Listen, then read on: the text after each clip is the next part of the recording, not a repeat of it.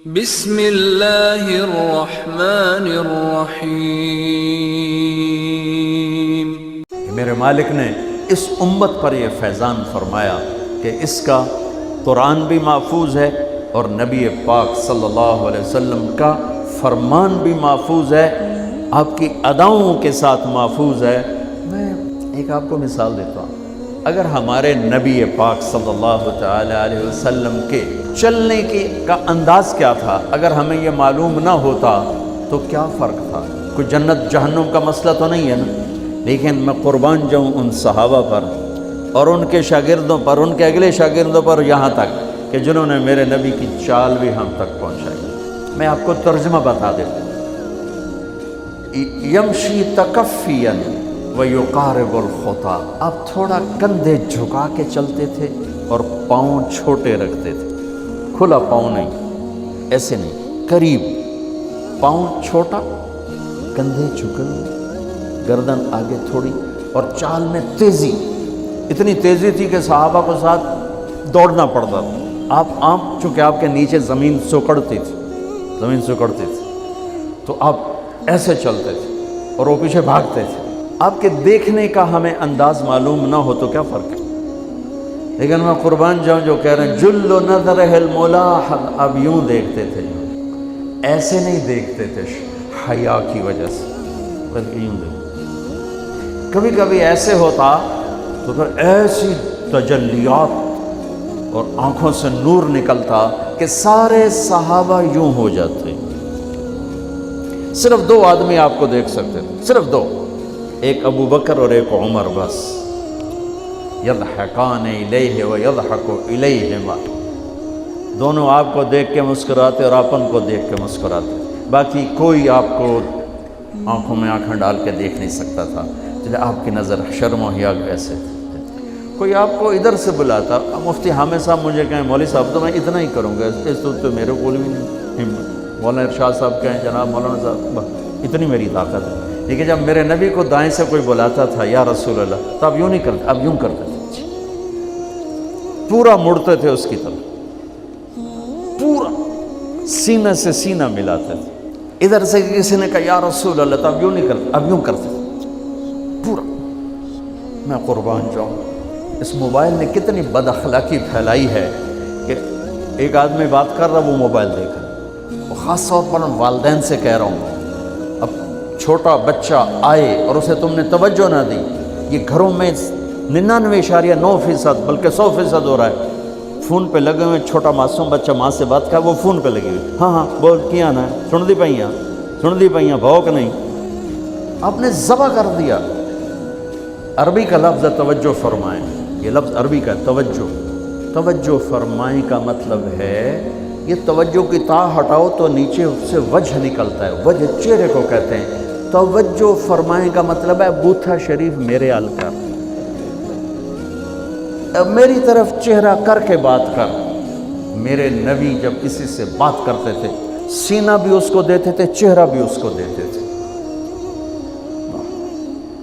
جب آپ غمگین ہوتے تھے کیا کرتے تھے؟ اب داڑھی پکڑ کے یوں بیٹھ جاتے تھے، یہاں ٹیک، اس کو نیچے اور یوں پکڑو، تھوڑی دیر کے بعد سر پہ ہاتھ پھیرتے اور پھر یوں فرماتے۔ یہ میرے نبی کے غم کی نشانی تھی۔ آپ کسی دکھ میں ہیں، کسی غم میں ہیں، سبحان اللہ۔ جب آپ کسی کو بلاتے تھے تو ایسے نہیں کرتے تھے، ایسے کرتے تھے، پورے ہاتھ کے اشارے سے، ایسے انگلی اٹھانا عیب ہے، یوں کرتے تھے۔ جب آپ محفل میں بیٹھتے تھے تو چوکڑی مار کے بیٹھتے تھے، اتحیات صرف نماز میں آپ کی ہے، باقی آپ چوکڑی مار کے بیٹھتے تھے، اور پوری محفل میں ٹانگ نہیں پھیلاتے تھے، چاہے کتنی لمبی مجلس ہو جائے ٹانگ نہیں پھیلاتے تھے، عزت دیتے تھے، سامعین جالسین کو احترام دیتے تھے، عزت دیتے تھے، اور دوران گفتگو آپ یوں کرتے رہتے تھے، یوں۔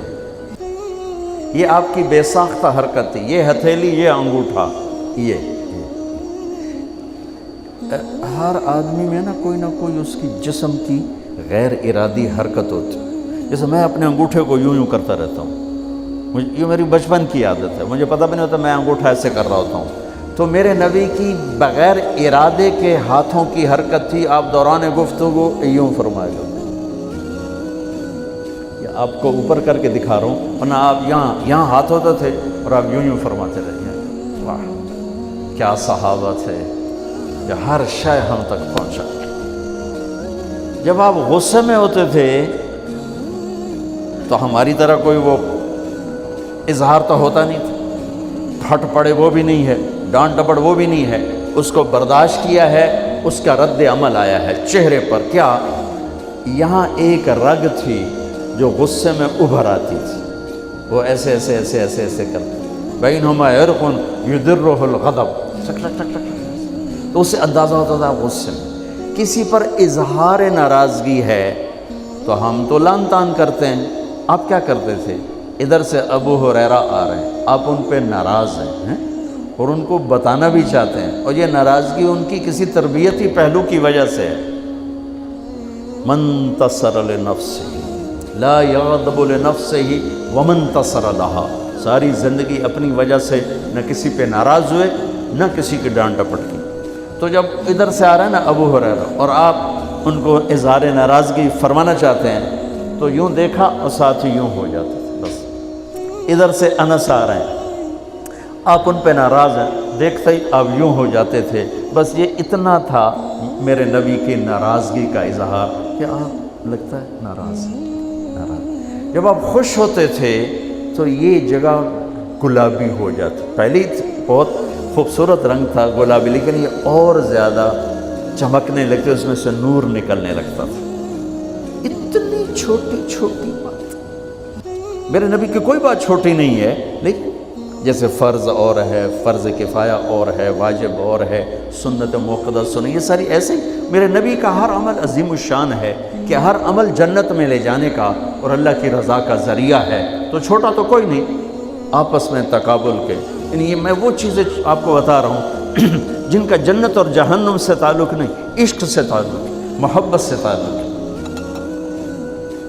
ہماری جماعت گئی حافظ آباد, وہاں میں وکلا میں بیان کر رہا تھا. علاقے کے بہت بڑے ذمہ دار آئے ہوئے تھے.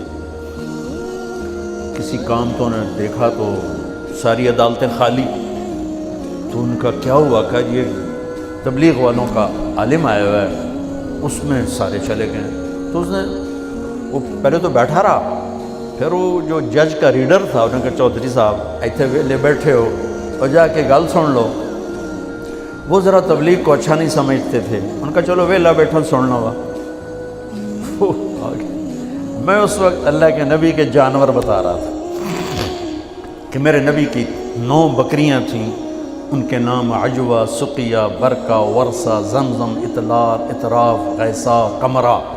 9 بکریاں, 10واں بکرا یم, اور اس میں قمرہ آپ کی زندگی میں مر گئی. یہ احسان عظیم ہے ان ہستیوں کا جو واقعی اس قابل تھے کہ اللہ نے کہا رضی اللہ عنہ, جاؤ میں راضی ہو گیا, جو مرضی کرو میں راضی ہو گیا. سبحان اللہ. اور آپ کے اونٹ تھے 2 عسکر اور ثعلب, اور آپ کے خچر تھے عفیر اور دلدر اور فضہ, اور آپ کے پاس گدھے تھے 2 عفیر اور یعفور, اور آپ کی اونٹنیاں تھیں عذبہ, جدعا, شہبہ, قصوہ, اور آپ کے گھوڑے تھے لزاز, تراز, لحیف, سجل, سکب, سبحہ, ورد, یعصوب, یعبوب. یہ آپ کے گھوڑوں کے نام. ایک گھوڑے کا نام تھا ورد, کیوں تھا؟ جیسے گلاب کا پھول نمایاں نظر آتا ہے, وہ گھوڑا ایسا حسین تھا کہ گھوڑوں میں نمایاں نظر آتا تھا. سبحہ ایک گھوڑے کا نام تھا, سبحہ. سبحہ تیرنے کو کہتے ہیں, ان لک فی النہار سبحا طویلا. اس گھوڑے کا نام سبحہ کیوں تھا؟ جب وہ دوڑتا تھا تو لگتا تھا جیسے پانی تیرتا جا رہا. خیر میں پھر لمبا چلا گیا. وہ جو تھے نا چودھری صاحب, وہ بیان سن رہے تھے, وہ گئے واپس تو اپنے امام کو بلایا, کہا مولانا صاحب ایک مسئلہ دسو کہ اپنے نبی دی بکریاں دا نام کی ہے. وہ آکھن لگا یہ بھی کوئی مسئلہ ہے؟ اگے ہے تو بھاویں نہیں, میں تو اج دس ساڈے نبی دی بکریاں دا نام کی. اس نے کہا مسئلہ ہی کوئی نہیں تو میں دساں کی. اس کہ تو اج تک مینوں پٹی پڑھائی ہے کہ اے نبی نو نہیں مندے تے اے نبی دے گستاخ ہیں. میں ہنے انہاں دے مولوی دی تقریر سنی ہے، وہ تو نبی دی بکریاں نو مندے تو انہاں نبی نو نہیں مندے. ہن تو جماعتاں نو روکیا میں تینوں کھلے پھرے سا. پھر وہ ہماری جماعت پوری کو لے گیا اپنے گاؤں، نے 15-20 ہزار آدمی اکٹھا کیا، میرا بیان کروایا ہوا، کھانا ہوا. تو میں قربان جاؤں، آپ اسی سلسلے کی کڑی چل رہے جنہوں نے نبی کے علم کو لیا، آگے دیا، پھر آگے دیا، پھر آگے دیا.